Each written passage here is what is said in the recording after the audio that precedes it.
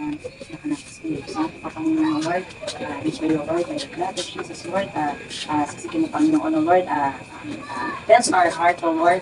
Cleanse our mind, Panginoon, Banal na Espiritu. Sa aming pong pagsisimula, Panginoon, aming pong dalangin po, Panginoon, pinupuri ka na pinasasalamatan po, Panginoon, ang bawat isa, Panginoon, na nakarating dito po, Panginoon. At aming pong inaalay po, Panginoon, basbasan mo ang bawat isa sa amin, ang aming paligid, Panginoon, O Lord, ng iyong Banal na Espiritu. At sa aming pag-awit, Panginoon, O Lord, inaalay po namin ang aming buong isip at kaluluwa po, Panginoon, na maging maayos, mainam, Panginoon, sa iyong harapan po, Panginoon, kung ano man kung nakikita mo sa amin, O Lord. Kayo nawa po, Panginoon, na magsilbi, Panginoon, O Lord, ng ang kalinisan ng aming puso, ng aming isipan, ng aming tenga, Panginoon, upang ang purihan at pasasalamat lamang ang mataas, Panginoon, ng iyong pangalan, O Lord. We give you all the glory and honor and praises in Jesus' name.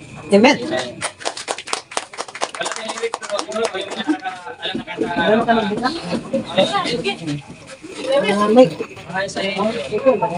Tuloy natin.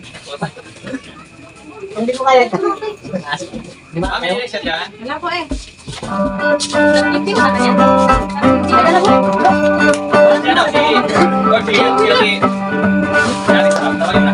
Saan? Dito?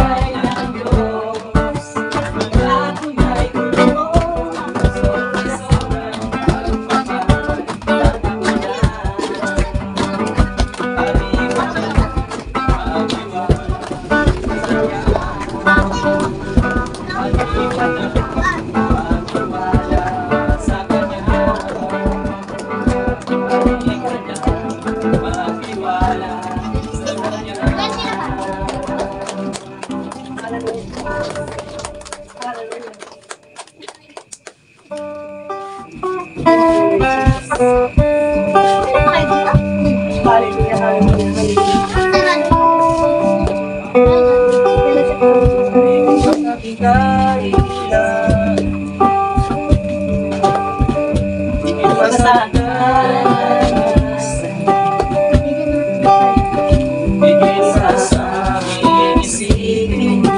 Kaya mo gawin. Higit pa sa kitaranas, di mo sana hindi kulang. Higit pa sa aking isip, ay kaya mo gawin. Bawat araw, ito ay hawak mo. Di malalabas sa piling mo. Walang mahirap sa'yo. Yes, Lord, hallelujah. Walang mahirap sa'yo. Hallelujah, Jesus. Ikaw ang Panginoon, makapangyarihan. Walang mahirap sa'yo.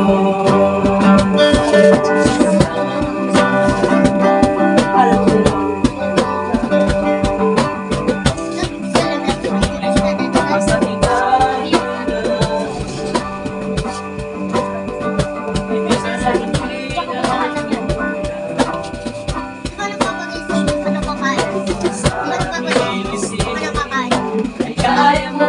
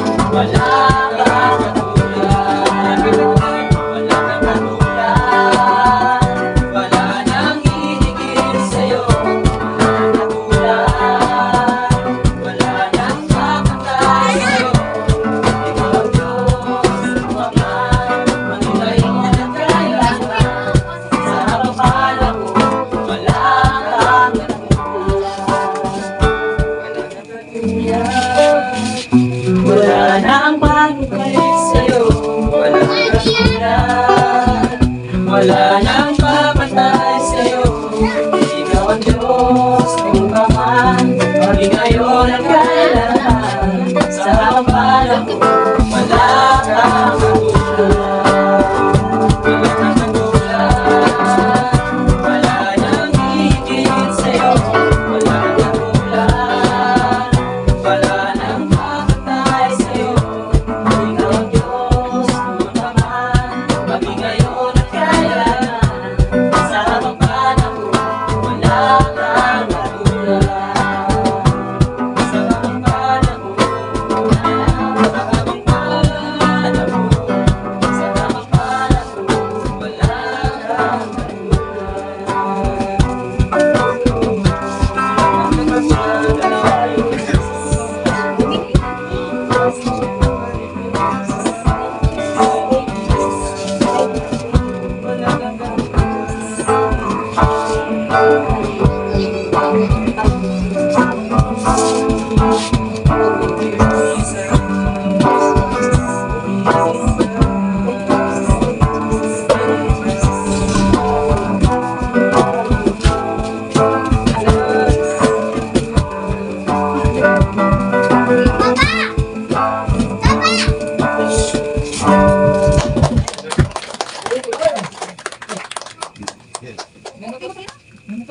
Ay, putay.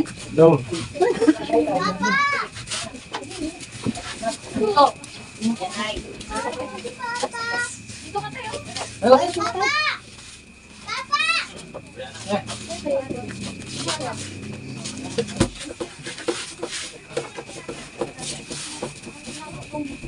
Hindi po sa ating lahat. Isang pinagpalang gabi po sa ating lahat, mga kapatid. Salamat sa Panginoon at tayo muli nagkakakita na naman sa isang layunin na kung saan tanging hangarin natin ay papurihan ng Panginoon at makinig sa salita niya na ihahayag sa gabi nito. At alam ko pong ang bawat isa sa atin ay may iba't ibang mga naranasan na mga pagsubok, naranasan natin mga pagsubok sa buhay sa bawat araw. Ngayon po, tayo po ay nadako sa patutuo kung ano po yung ginawa ng Diyos sa atin sa loob ng isang minuto. Pwede po natin umpisahan kay ate. Ate, ano po may share mo sa akin na patutuo sa ginawa sa inyo ng Diyos sa buong linggo kung paano kayo ingatan ng Diyos? Salamat po na araw-araw yung malakas. Kahit po paano nakakaraos din. Amen? Yun na. Ay, minsan may pagsubok din, pero sa awa naman ng Panginoon, pinapatibay niya. Nakakaraos din sa mga iniisip natin na halimbawa yung mga utang-utang. Nakakaraos din pero paano? Dahil gumawa din ng Panginoon para sa atin na makaka-ano din tayo sa kapwa natin. Amen. Kaya, Thank you po. Ngayon po, si Sister Rose. nagpapasalamat din po ako sa provision ni Lord sa araw-araw. Kaya ng sabi natin, Ivy, yung mas Ivy, kahit na yung mga utang, kahit hindi nadalaw tayo ng mga bibisi-bisita tayo, maningi, ganyan. Nakakaraos naman. Amen. Amen.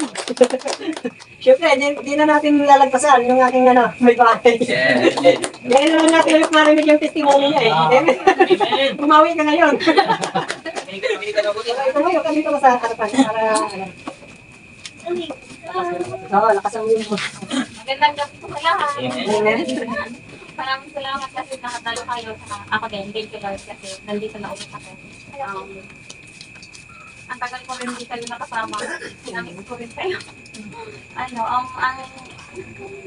ko lang, share ko lang sa inyo yung, yun nga, yung pinagdaanan namin ni D. Ward sa simula pa lang ng taon.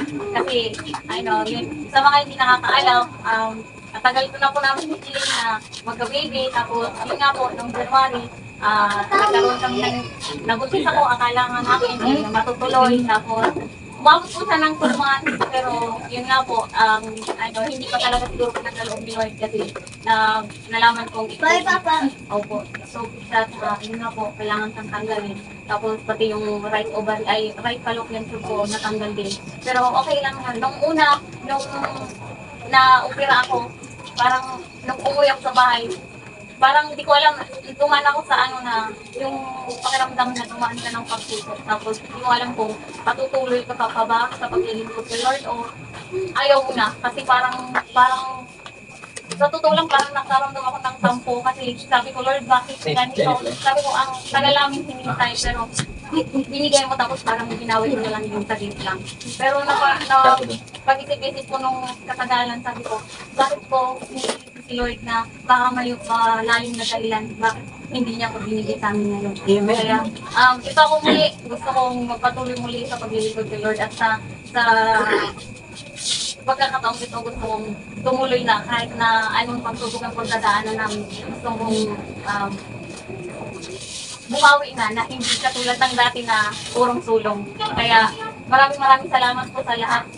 Sana po magtagal po tayong magkasama at wala pong bitawan sa wala diwan. Amen. Amen. Maraming salamat po. Thank you, Lord. Hallelujah.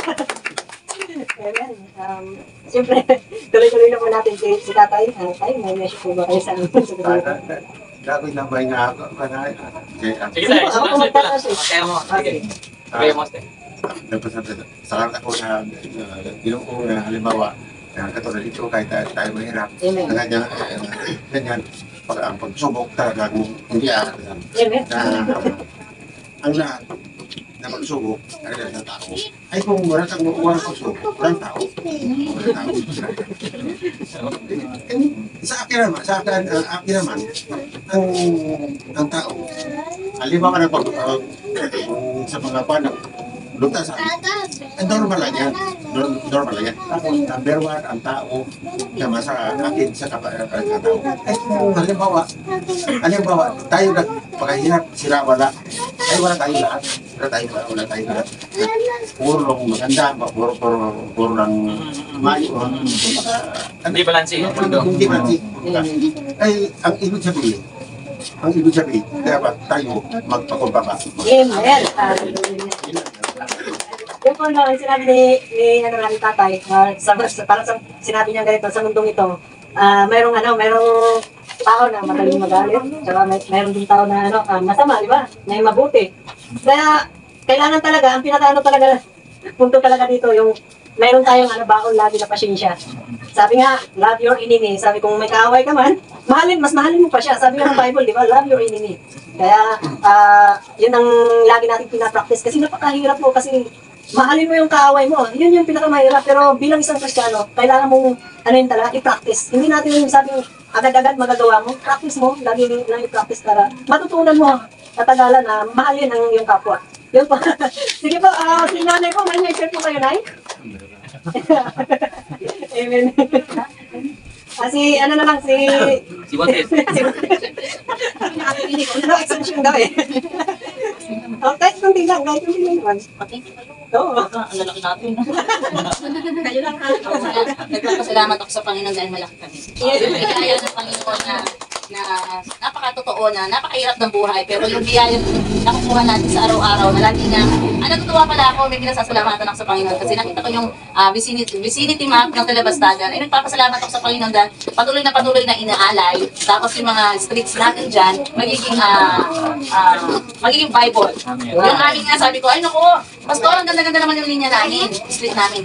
Philippians ko yan, Philippians 4:19. Natawa siya. Kasi yung provision ni Lord napaka-biyaya, hindi lang sa physical, hindi lang yung talagang kundi spiritual na yung lagi tayo may baon ng fruit of the Holy Spirit na napakatotoo lang, na napakahirap ng makatotoo kapag ang tao ay hindi totoo. Kaya nagpapasalamat ako sa Panginoon kasi sa bawat oras niya, yung minsan na gusto mong Lord naman, yung bakit ganon? Wala na yung ganon kasi sabi ko nga, laging baunan mo ako Panginoon na laging ang maging bibig ko, ikaw ang aking maging mata, ikaw ang aking maging isip, lalo na yung mga action at yung lead mo Lord na napakahirap maging tao. Amen. Pero sa biyaya ng Panginoon, yun natin yung laging Kristiyano, kailangan naging magpaka-Kristiyano tayo kasi whether we like it or not, may masasabi ang tao, gagawa ka ng kaya salamat sa Panginoon dahil nakilala ko yung Panginoon. Yes. Brother Foreman. Si Brother Foreman. Lagi lang sa pamilya. Amen. Babalik.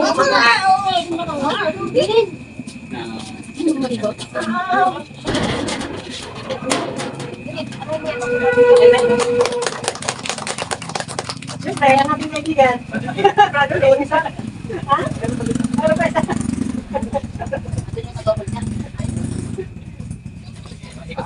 Hindi ka tayo ito. Magandang gabi sa ating lahat.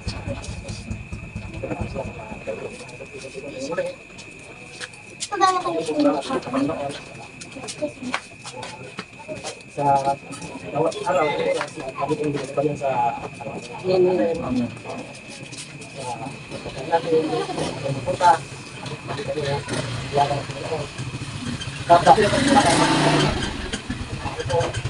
Hindi maiwasan na Lumira, kaya, pabiro sila na kulang talaga sa internet sa tayo namin, bakit gano'n? Kulang, hindi ka pala kasi. Yung hapon ng music, imagol. Oo, natawa ako kasi, hindi lang yung ano nila, inaayos yung sila. Kasi dito na kulang nila. Maraming kulang. Wah, ba't kulang ko? Okay lang ko ah. Bakit gano'n? May kurang yung ginagalit yung isang ko yan. Siguro, bakit? Okay ito yan? Hindi ko na sinusadya. Sabi ko na, okay nga kung gano'n, may sindikato. Nagagalit. Nagagalit talaga sa akin. Galit na galit. Sabi ko, okay na. Galit na yun. Matuloy. Pero kung bakong galit. Meron lang sa ating Hindi mawasan talaga. Sa iba naman ano.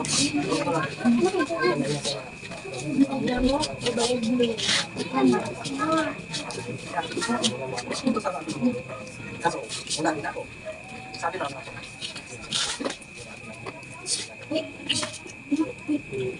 Pakaluin ko naman. Sana.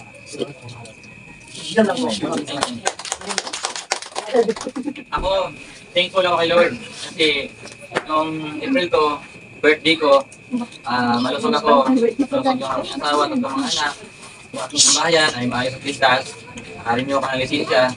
Tapos, nung pag-uwi ko, ayun, kunting salo-salo lang kanyang makina, leadership. Tapos, yung April 4, yun, April 4, Saka 7th wedding anniversary kami ng may bahay. Sabi ko, ano, 11 years na kami magkasama. 11 years na kami magkasama. Tapos, parang kailan lang yun na nagkakilala kami. Nakilala ni Lord sa akin. Share testimony ko lang. Kasi di ko maiwasan na magpasalamat talaga kay Lord. Kasi, dati kasi, gusto ko nang tumalo sa physical building eh. Gusto ko na talaga magpakamatay. Kasi, lasinggiro ko dati. Kami, Boston. Kasi mga lasinggiro yan, barkada ko sa iluman yan eh. Yan, matutulog kami, wala mga hilamos, mga lasing, kahit saan nahihiga, mga ganyan. Iba namin na ituluyan para may gusto makatulog lang kami na inuman, may mag-iyang inuman, tara. Para napakabilis namin. Dumating sa time na ako na wala na ako ng gana sa buhay, ako na mapakamatay. Sa ko naman, napakamatay talaga, naligtas na mga Panginoon, parang gano'n parang wala kapagawa yung buhay namin.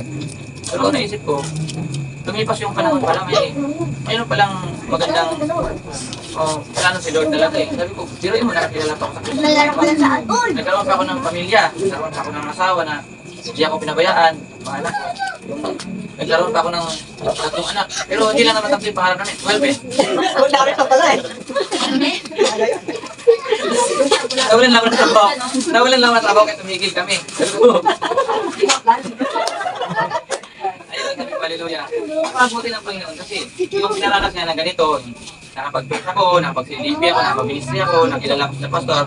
Si pastora na minsan, aalis ako ng bahay, pang pera ko lang eh, 100 kwenta pang gas lang, tapos pag nakita kami, siguro naamoy ni pastora, wala akong merienda, delivery niya ako merienda, nakikita kami, delivery niya ako merienda, tapos may kasabay ako na mga kapatiran din, delivery kami, sabi ko, napakabuti ng Panginoon yung ganito na pagkakataon na subusin ko na no. Pagkakataon na yung makasama mo si Lord yung aalis ka ng bahay, hindi ka mag-alala na platan ka, hindi ka mag-alala na babanggain ka. Kasi ang sikreto pala doon, before ka aalis ng bahay, manalangin ka muna, pagkatiwala mo kay Lord, pati yung magina mo, yung asawa mo, mga anak, Lord, nakasama ko sila, aalis po ako, samano po ako. Yung gano'n, natututo ako ng gano'n. Kaya hindi ako nag-alala, sabi ko. Yung salita na naman sa Lindol, yung sabi ng Lord sa Pilipinas na may lindol. Pero pagka bilang Kristiyano, yung anak natin ni Lord, parang sa halip na mag-alala tayo, ang puro natin magagawa, ipanalangin natin. Balikan natin, yung bahay natin. Ako, natuto ako manalangin ko po, Lord. Yung panalangin ko, yung isa pa na pinanalangin ako. Ito taong ito, sama sa akin. Masama na lang. Tumagal niya po sarap.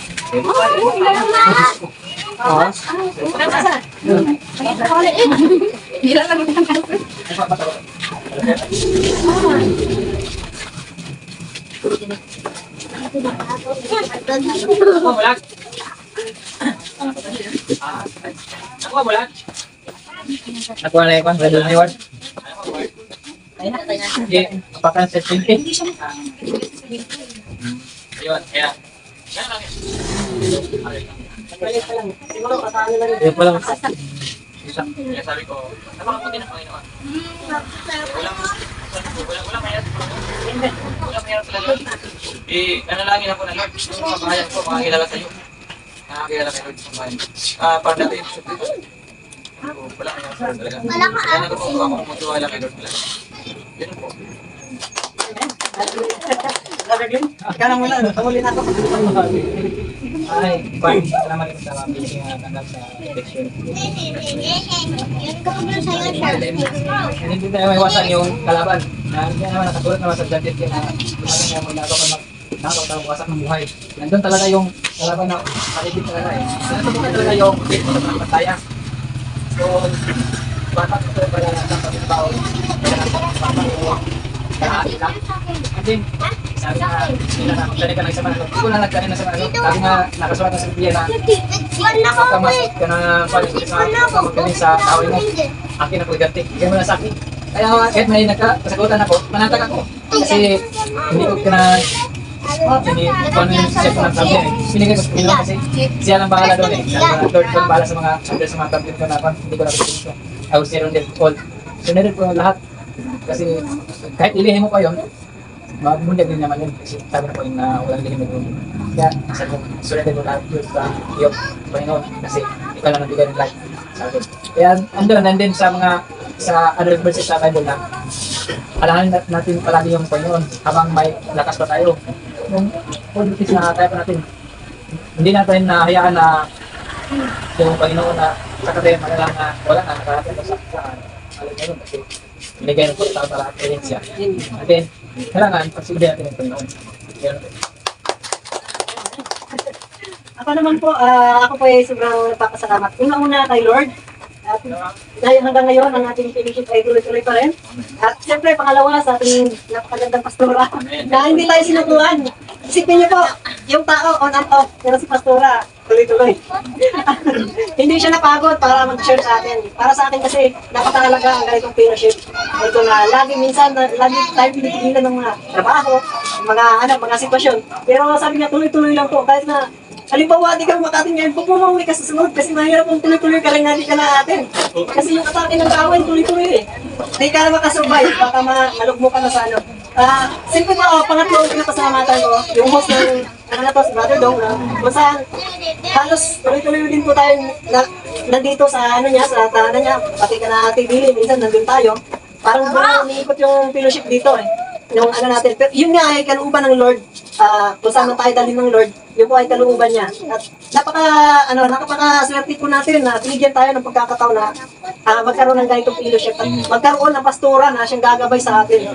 Kasi marami po ngayong mga fellowship na hindi ko matagal. Yung mga surrender, yung mga mahawa kasi nga matitigas yung ulo ng tao. Ganun po tayo eh. Pero sabi nga, salamat sa Panginoon at hindi niya inalis yung mata niya dito sa lugar natin. Purihin po ang Panginoon sa Panginoon. Yes po, alam ko kung excited na po kayo na marinig ang salita ng Panginoon. Ibigay natin yung pagkakataon sa ating napakagandang pastora. Amen.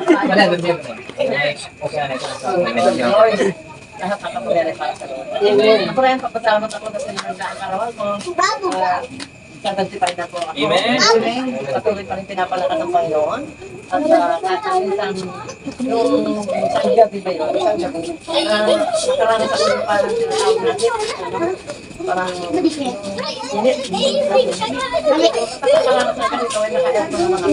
Yung gabi na yun, talagang sumasakit ang tiyan ko, hindi ko maintindihan. Ganito pala yung pag-ibig na yung sinasabi nila na yung masama. Pero iwa ko lang sa kasal, ngayon ako kung ano pinahid ko sa tiyan ko. Kaya yan ang Panginoon bago ko nakatulog ng gabi na yun, wala naman. Amen. Ang gabi ko, wala ako yung papatano pa mata.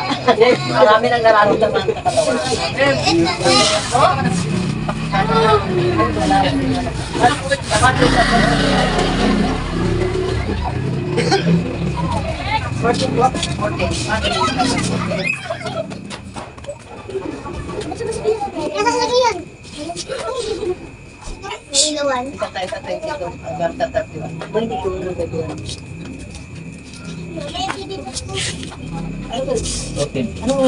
Wala ka na. So, dito po, ang sabi ko dito sa Popular Bible. Magandang balita niya. Ako, magandang balita. Magandang balita sa Bible. Sabi dito, sa 22, agad na pinasakay ni Jesus sa bangka ang mga alagad at pinakuna sa kabilang ibayo. Samantala, pinauwi naman niya ang mga tao. 23, matapos niyang paalisin ang mga ito, mag-isa siyang umakyat sa bundok upang manalangin ng nag-iisa. Siyang inabutan doon ng gabi. 24, samantala, ang bangka ay nasa laot na, ngunit sinasalpok ito ng mga alon dahil sa pasalungat ito sa hangin. 25, nang madaling araw na sumunod sa kanila si Jesus na naglalakad sa ibabaw ng tubig. 26, kinilabutan sa takot ang mga alagad nang makita nilang may lumalakad sa ibabaw ng tubig. Multo. Sigaw nila. 27, ngunit nagsalita agad si Jesus at sinabi sa kanila, huwag kayong matakot, ako ito. 28, sinabi ni Pedro, Panginoon, kung talagang ikaw nga lang, hayaan mo ako'y pumunta sa iyong kinaroonan diyan sa ibabaw ng tubig. 29, sumagot siya, halika. Mula sa bangka ay lumakad si Pedro sa ibabaw ng tubig, pumunta kay Jesus. 30, ngunit nang mapansin niya ang malakas na hangin, siya'y natakot at nagsimulang lumubog. Panginoon, sagipin ninyo ako, sigaw niya. 31, agad siyang inabot ni Jesus, bakit ka nag-aalinlangan? Napakaliit ng iyong pananampalataya, sabi niya kay Pedro. Yan po, Ang tayo panalangin. Panginoon, maraming salamat po sa gabi ito. Panginoon, alam po namin, meron kayong kapanyagan sa bawat sa amin. Kaya mo, Panginoon, nawa, mabuksan namin nawa, aming mga puso, aming isipan, sa pamatalit namin po buo, Panginoon, ng iyong kapanyagan. Kaya, Panginoon, pagpalaan mo, mga kapatiran, makikinig din sa kita, hindi po basbasan sila, at pagpalain mo rin, Panginoon, ng iyong salita, at pagpalain mo rin ako ng iyong ito. Salamat po sa gabi ito, purin ka. Para rin ito. Amen. Ang topic po natin, how to overcome fear. Overcoming fear. Takot. Ano ang kinakatakutan ng mga tao ngayon? Pagbigay nga po kayo ng Kamatayan po, yung kamatayan. Tayo, tapos Ano Lindol. kinakatakutan ng mga tao ngayon? Lindol, sunog.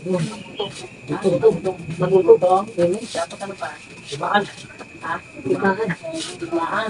Pero, ganun tao. Dahil pa ba kayo alam? Ano kinakatakutan ng tao ngayon sa buong mundo?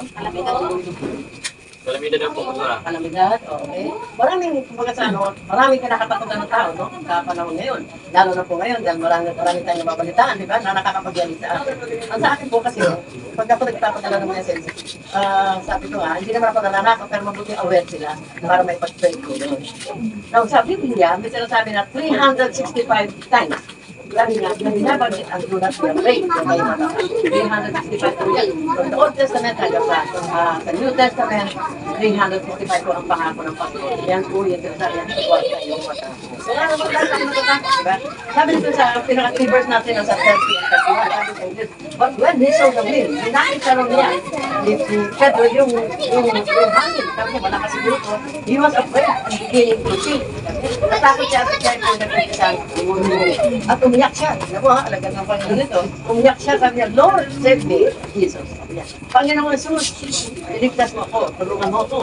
Agad-agad, nabot ang Panginoon Jesus ang kanyang kamay at kinuha po siya at sinabi sa kanya ng Panginoon, oh, ikaw na napakalitan yung pananampalataya, bakit ka nagdududa? Kasi wala ko yung pagdududa ng hindi ka takot pagkain. At magano ba, sabi yan, hindi po magandang pagkain. Kahit po nung nabasa ko rin sa Biblia, matatakot naman po nagmi-ministry ang Panginoon noon eh. Sa kanya pagkatakot ng pag-ministry, nagkaroon siya ng kapatulan ng Panginoon Jesus. So, inutusan niya, tinauna niya ang kanyang alagat, pumunta na kasi sa kabilis ng bayo, hintayin niyo ako at ako'y mananalangin pa. So, ang Panginoon Jesus po, umakyat sa bundok, nananalangin po siya. At doon po sa ibang salin po ng Biblia, habang nananalangin ng Panginoon Jesus, hindi nakakaila sa kanya, ang nangyayari sa kanyang mga alagad. Alam niya, hindi nangyayari. Nagpapanik yung mga alagad niya. Kasi habang nanalangin ng Panginoon Jesus, nakikita niya sa kabilang sa side ng kanyang mga mata na nagkakagulo yung kanyang mga alagad. No? At kasi alam niya, merong bagyong dumarating. At dito, mga pixel man po sila. Kaya doon, mga mangingisda, kaya trabaho ng Panginoon, mga mangingisda, sanay na po sila dapat sa ano ng alon. Pero sa pagkakamangan, bakit sila natakot? Nawala yung kanilang pananampalataya. Lumiin ang kanilang pananampalataya. Ganon din po sa atin. Okay, galing po sa sinasabi sa Biblia, kung narinig niyo, sinasalpok-salpok daw ng alon yung bangka ng mga alagad, kaya natakot eh. Hindi mo, mga alagad na yun, tayo din sa ating, sa panahon ngayon, pag tayo kung may problema, sinasalpok-salpok tayo ng iba't ibang klaseng problema, pero kaya minsan nayayanig tayo. Lumiliit ang ating pananampalataya. Kung minsan sila lumiliit, nawawala na yung pananampalataya natin sa Diyos, nagkakaroon po ng takot. Ganyan po ang nangyari sa kanilang mga alagad, natakot po. At sabi nga po, ginawa pa multo po ng Diyos. Siyempre, magdudulat ka. Meron naman ako sa dagat. Siyempre, isipin mo, may multo. Hindi po ba? Yung multo na yan po yung tinatawag na spirit of doubt. Yan mo yung espiritu ng takot. Okay? Yung espiritu ng nawawala na yung kanilang pananampalataya.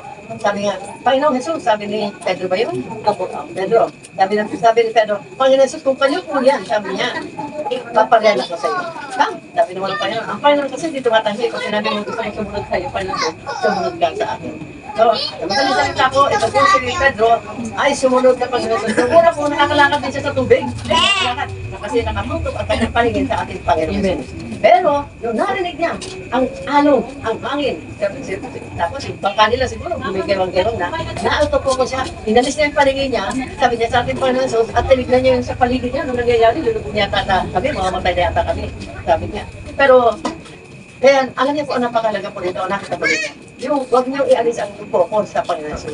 Sabi nga sa book of Hebrews chapter 12, verse 1, itutok lamang ninyo ang yung paningin sa Panginoon Jesus na siya pinagmumula ng yung pananampalataya. Looking unto Jesus, the author and the finisher of our faith. Yun ang gusto makita ng Panginoon Jesus ka na kahit tayo po marami tayong problema, focus lamang po tayo ng Panginoon Jesus. Tingin tayo sa Diyos kasi kung titignan natin ang problema, manghihirap tayo, manulupay-pay tayo, hanggang sa totally mawala ka ng pagkasensya ng Panginoon. Kasi ang trabaho ng kanan pumatay, mahirap ng laka. Kung mahalagang, sabi na, ugali, basta namin katangian. Ugali, kapatay ka, panginahan ka.